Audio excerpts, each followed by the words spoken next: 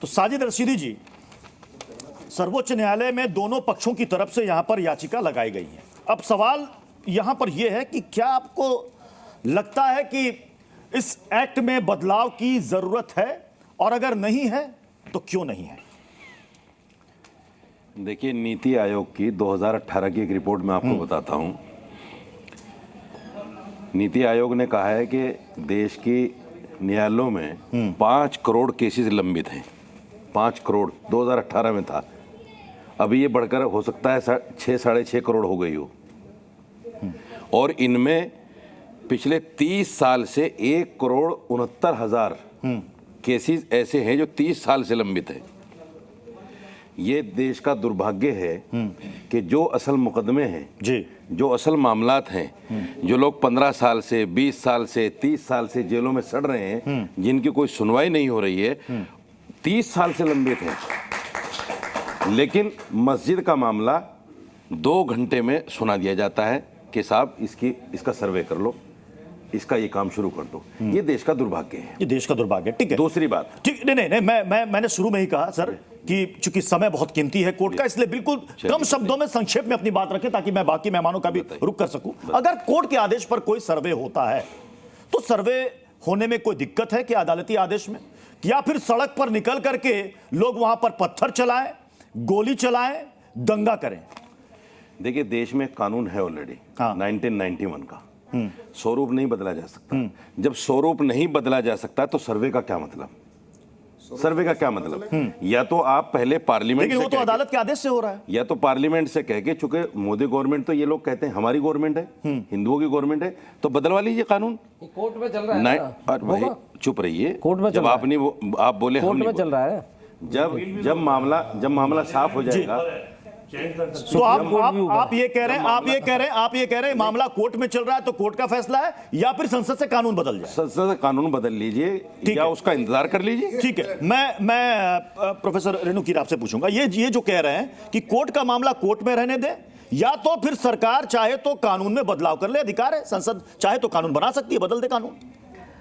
प्रत्युष जी, हाँ, नहीं, अब मैं पकड़ा हुआ, बोलिए। देखिए, सबसे पहले तो जो अश्विनी उपाध्याय जी ने एक पूरा इतिहास रखा भारत के मंदिरों का, और भारत की जो पूरी एक गरिमा रही है, गौरव रहा है, इतिहास रहा है, मैं उसमें नहीं जाऊंगी। जहां तक बात है 1991 के वर्शिप एक्ट की, ठीक है, आप पूजा स्थान आप एज इट इज रखिए, लेकिन भारतीय युवाओं का, ये सरकार का पक्ष जानना चाहते हैं। बदलाव कर सकती है सरकार, बदलाव क्यों नहीं कर रही है? देखिए, बिल्कुल, ये तो संसद के पास अधिकार है कि वो अगर किसी अधिनियम में बदलाव लाना चाहती है, अमेंडमेंट लाना चाहती है, तो वो उनकी अपनी एक प्रक्रिया के माध्यम से किया जा सकता है। मैं एक बिल्कुल छोटा सा जवाब आपसे चाहूंगा अश्विनी उपाध्याय जी। इस मामले में कोर्ट ने सरकार का भी पक्ष जाना था, सरकार की राय मिल गई कोर्ट को? सरकार की राय कोर्ट को नहीं मिली है, और नहीं मिली अभी तक। और कितने दिन हो गए नहीं मिली सरकार की राय? 4 साल, हमारी पीएम 4 साल तक, 4 साल हो गए, लेकिन सरकार की राय इस पर अभी तक नहीं। लेकिन मैं उसका उत्तर दे देता हूं। जैसे हिंदी में कहते हैं मौनम स्वीकार लक्षणम, ऐसे अंग्रेजी में एक डॉक्ट्रिन है, साइलेंस इज एक्सेप्टेंस। तो हमारी पीआईएल पे 4 साल से सरकार जवाब नहीं दे रही है, तो इसका मतलब जो हमने ग्राउंड रेज किए हैं, सरकार उससे सहमत है जी। इसका मतलब सरकार उससे सहमत है। फिर यहां पर आ रहा हूं। अश्विनी उपाध्याय जी, आपको ये बात समझनी चाहिए। आप कहते हैं हमारी सरकार है, और 4 साल से आपकी सरकार जवाब भी नहीं दे रही है, तो आपको कम से कम इस बात से समझ लेना चाहिए, सुनिए, आपको समझ लेना चाहिए कि आपकी सरकार आपकी इन बेकार बातों का जवाब ही नहीं देना चाहती। चलो, वो तो कोर्ट में पता लेना चाहिए, तो कोर्ट में पता चलेगा। नहीं, कामरान जी, अब इन्होंने कहा कि अगर सरकार जवाब नहीं दे रही है तो चुप्पी का मतलब, मौन का मतलब है कि मौन समर्थन है। मौन समर्थन है क्या? लेकिन उनकी भी दलील है कि हो सकता है कि सरकार के लिए याचिका का कोई मतलब ही नहीं है। देखिए, सरकार जो है सुप्रीम कोर्ट के अंदर बहुत सारे मामलों में जो है जवाब नहीं देती है, और वो चीज़ों को निलंबित रखना चाहती है, ताकि जो है इस तरह से हिंदुस्तान के अंदर जो है अफरा तफरी मची रहे, लोग जो है भ्रमित होकर एक दूसरे से लड़ते रहें, और जो कहते हैं एक हिंदू मुस्लिम की जो है आपस में जो है कहते हैं लड़ते रहें, और जो कहते हैं उनका वोटों का पोलराइजेशन होता रहे, वोटों का पोलराइजेशन होता रहे। अब देखिए, जब से विवाद सामने आया ना, जैसे याचिकाओं की लिस्ट लंबी होती जा रही है, तो इसको लेकर के कई बयानात भी सामने आ रहे हैं। एक बयान है मौलाना अबू तालिब रहमानी का, पहले वो बयान सुनिए, उसके बाद हम आपसे कहेंगे कि ये सवाल हम क्यों कर रहे हैं। पहले वो बयान चलाइएगा।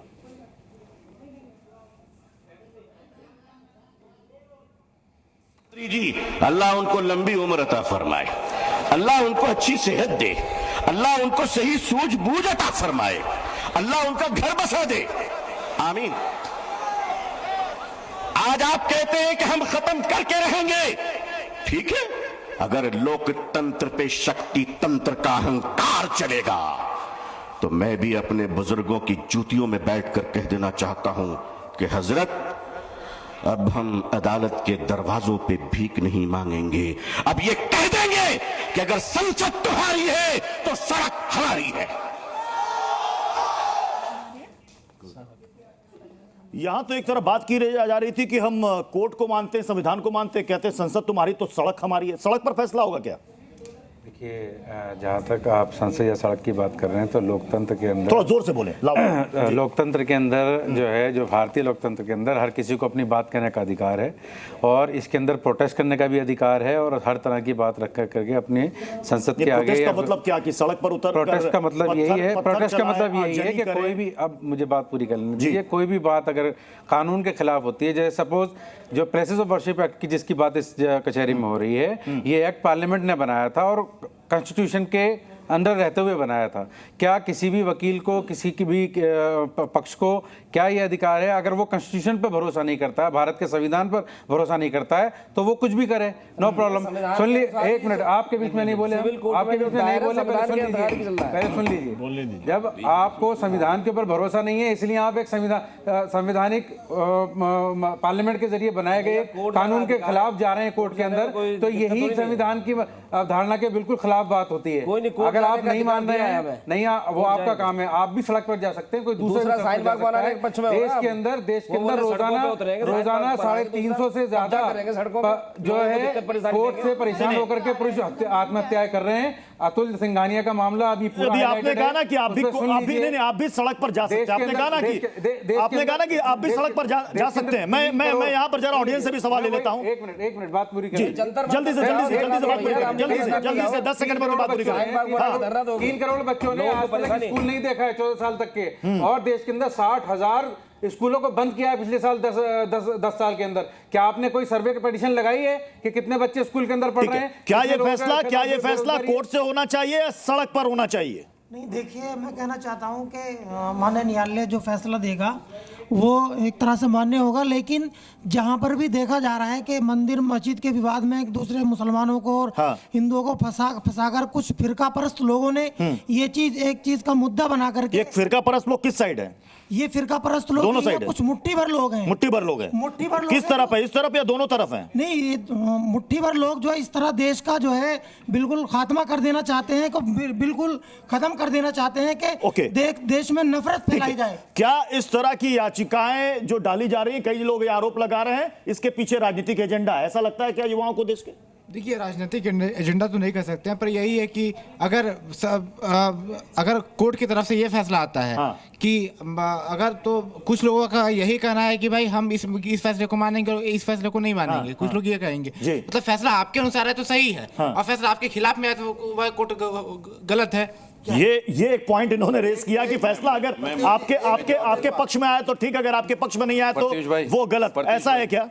ऐसा तो नहीं होना चाहिए, क्योंकि संविधान और जो कोर्ट में जो हमारे जज साहब बैठे हैं, अगर वो सुनवाई कर रहे हैं तो उन्होंने कुछ सोच और समझ के साथ ही फैसला दिया होगा। ठीक है, तो इसको मानना तो चाहिए, लेकिन हमें ये भी देखना होगा कि कोर्ट तो कहीं पक्षपात नहीं कर रहा है। 2 घंटे में किस तरीके से सुनवाई हो जाती है, और कलेक्टर क्या सिर्फ इसी इंतजार में बैठे हुए। मैं रशीदी साहब, मैं आपसे एक सवाल लेना चाहता हूं, क्योंकि असदुद्दीन ओवैसी ने कहा कि कल को यह भी हो सकता है कि मुस्लिम पक्ष कुछ मंदिरों में दावा कर दे कि साहब इसके नीचे मस्जिद थी या इसके नीचे बौद्ध विहार था, फिर क्या होगा? क्या ऐसा दावा मुस्लिम पक्ष ने अभी तक किया है क्या? मैं इसका भी जवाब दूंगा। 2 बच्चों ने अभी, एक बच्चे ने सवाल किया। मैं ये कहना चाहता हूं, बेटा इसको अच्छी तरह समझ लीजिए। बाबरी मस्जिद का जब फैसला आया, 4 बातें मुख्य रूप से सर कोर्ट ने कही। एक कहा कि 1949 में जो मूर्तियां रखी गई थी वो गलत तरीके से रखी गई। नहीं, झूठ बोल रहे हैं। बाबरी मस्जिद को गलत तरीके से तोड़ा गया, साफ झूठ है। और जो लोग इस कॉन्स्पिरेसी में शामिल थे उनके खिलाफ कार्रवाई होनी चाहिए। साफ झूठ है। ये 4 चीजें मुख्य रूप से कही। झूठ बोलना हराम है। लेकिन फिर भी फैसला सर कोर्ट ने क्या कहा कि ये जगह हम मंदिर को देते हैं। मुसलमान खामोश है ना, मुसलमान ने माना उसको, हालांकि हमारे खिलाफ गया फैसला। लेकिन मुसलमान खामोश है। आपके किस लिए खामोश है? एक हमें मिनट, मिला। आप हर जगह मत आपको बोलिए। मस्जिद बनाने के लिए आप हर जमीन जगह दी ना मत सरकार ने। बोलिए। आपको चुप बोलने रहिए। लायक ही नहीं हो आप तो बोलने लायक ही नहीं हो। जज साहब इनको थोड़ा सा आप बोलने लायक ही नहीं हो। आप देवी देवताओं के खिलाफ भाई खुलेआम साहब मंच में डेकोरम भद्दी गालियां देते हो। डेकोरम आप बोलने लायक ही नहीं हो। सुनिए, डेकोरम मेंटेन कीजिए। और मैं फिर बता रहा हूँ, देवी डेकोरम देवताओं मेंटेन के खिलाफ कहीं भी अब ये कोई बदजवाबी बिल्कुल बर्दाश्त नहीं की जाएगी। बस बता रहा हूँ। कौन अब भी आपके देवताओं का अभी वो अपनी दलील रख रहा है। जिस माँ का आप पूजा करते हो, अभी वो अपनी दलील रख रहा है, दलील रखने दीजिए। बलात्कार करता है। मैंने इनके खिलाफ शिकायत दर्ज की है। जल्दी इनके ऊपर एफआईआर भी होगी इनके ऊपर। खुले मन से बात करते हैं देवी देवताओं का। एक सेकंड विष्णु गुप्ता जी एक सेकंड। साजिद रशीदी जी, भाई साहब धमकी हम भी दे सकते हैं। धमकी नहीं दे रहा हूँ, मैं कोर्ट जा रहा हूँ, आप धमकी हम भी दे सकते हैं। देवी देवताओं का अपमान आप करोगे। चुप रहिए। देवी देवताओं का अपमान करोगे।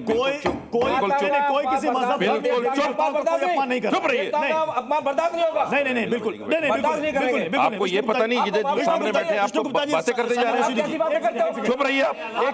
पुलिस कंप्लेंट ये कंप्लेंट किया करिए ना, 50 कीजिए। कचहरी है, इसका कंप्लेंट की 50 कीजिए। डेकोरम है, इसका देवताओं के बारे में सोच समझ के बोल रहा है। विष्णु गुप्ता जी, देवताओं के बारे में बर्दाश्त नहीं है यार। ये एक सेकंड, जिन देवताओं की हम पूजा करते हैं, माता की रक्षा करते हैं। एक सेकंड विष्णु गुप्ता जी, विष्णु गुप्ता जी, लोगों को बिठा लेते हो। कोई यहाँ पर कुछ नहीं कह रहा, किसी को हक भी नहीं है। ये कोर्ट है, उसका डेकोरम है। अभी हम जिस मुद्दे पर बात कर रहे हैं विष्णु गुप्ता जी, उस पर बात कर लेने दीजिए। मेरा अगला सवाल है रशीदी जी, एक सेकंड सर, बाबरी का फैसला, सर फैसला आ चुका है।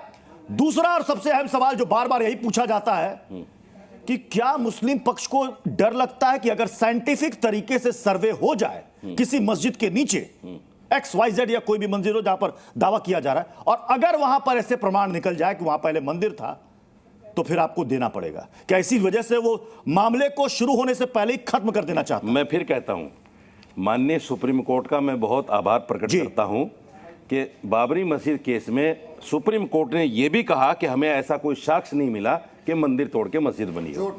इन लोगों के झूठ का जो पर्दाफाश हुआ, इनके मुंह पर करारा तमाचा लगा, लेकिन इनको फिर भी चैन नहीं है। मैं फिर भी कहता हूं, मैं उसके बाद भी कहता हूं, अगर कोर्ट हमारे खिलाफ फैसला देगा हम फिर भी मानेंगे। एक बार सुनिए, देखिए पहली बात तो मस्जिद बनाई गई। एक सेकंड, मैंने पहले कहा था ना कि वो लगातार झूठ बोल रहे हैं, शायद इन्होंने पढ़ाई नहीं है अयोध्या जो जजमेंट है। एक बात मैं बताता हूं, माननीय जज साहब बैठे हैं, कोई भी कानून आपका कोर्ट का दरवाजा नहीं बंद कर सकता प्रत्युष जी। आपको एक अल्टरनेटिव रेमेडी मिलती है, जैसे आर्बिट्रेशन एक्ट है, वो कहता है कि आप सीधे कोर्ट नहीं जाओगे, पहले आर्बिट्रेशन करोगे। वक्फ एक्ट वैसे महाघटिया कानून है, लेकिन फिर भी एक रास्ता देता है कि आप वक्फ बोर्ड, वक्फ ट्रिब्यूनल जाओगे।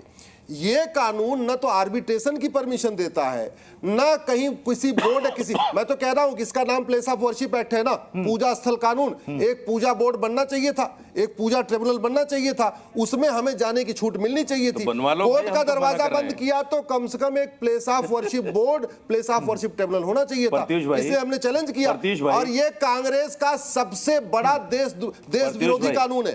कांग्रेस 1990 में जो राम मंदिर मूवमेंट हुआ था ना, उस राम मंदिर मूवमेंट से बदला लेने के लिए 1991 में माइनॉरिटी कमीशन एक्ट बनाया, 1991 में प्लेस ऑफ वर्शिप बनाया।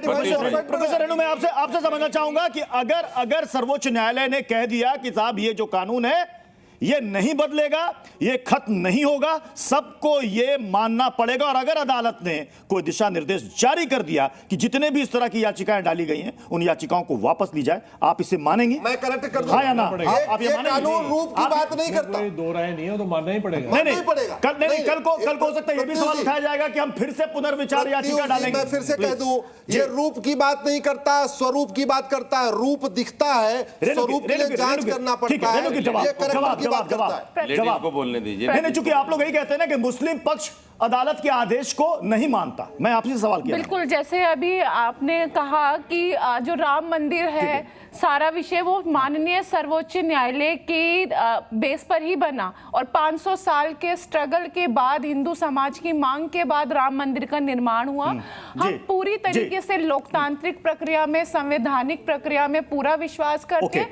लेकिन हिंदू समाज का, हिंदू युवा का ये पूरा अधिकार है कि हम अपने इतिहास को जाने। हम नहीं कह रहे है कि आप हर मस्जिद को तोड़ के मंदिर बनाइए।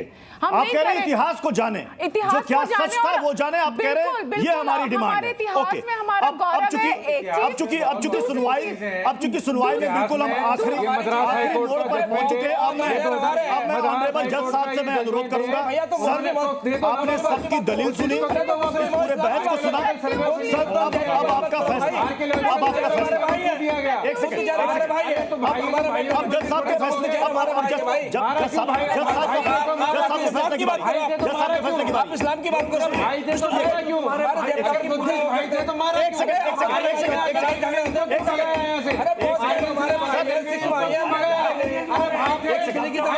विष्णु गुप्ता जी, एक सेकंड